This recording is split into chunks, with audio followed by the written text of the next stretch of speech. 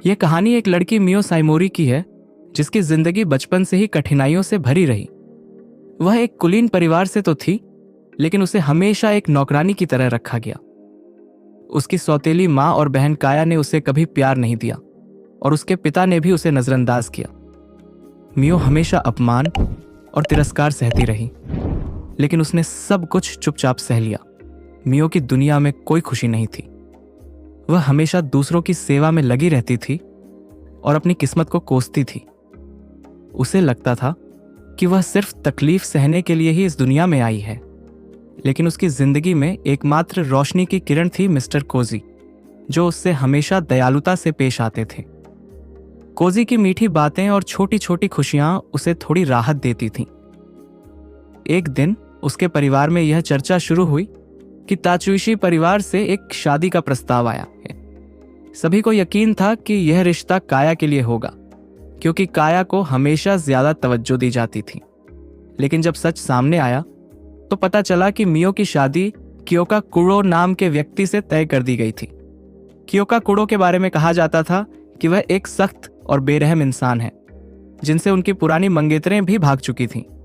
मियो के परिवार वालों को इस शादी की परवाह नहीं थी, बल्कि वे यह देखकर खुश थे कि मियो उनसे दूर चली जाएगी। काया और उसकी मां ने मियो का मजाक उड़ाया कि वह ज्यादा दिनों तक उस परिवार में टिक नहीं पाएगी। जब मियो को इस शादी का सच पता चला तो उसे बहुत दुख हुआ। उसे लगा कि उसकी जिंदगी में कभी भी खुशी नहीं आ सकती। कोजी भी यह सुनकर बहुत दुखी हुए, क्योंकि वे मियो को पसंद करते थे, लेकिन वह अपने परिवार के खिलाफ कुछ नहीं कर सकते थे। मियो ने अपना सारा सामान बांधा और अपने घर को अलविदा कह दिया।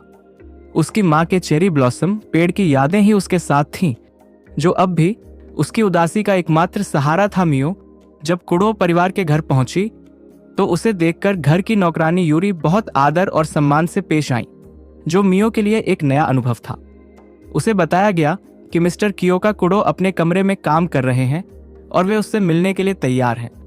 जब मियो ने कियोका से पहली बार मुलाकात की तो वह बहुत डर रही थी और सिर झुकाए खड़ी थी, लेकिन कियोका ने उसे कहा कि वह सिर झुकाना बंद करे और आत्मविश्वास से खड़ी हो। मियो को यह सुनकर आश्चर्य हुआ, क्योंकि उसे पहली बार किसी ने सम्मान दिया था।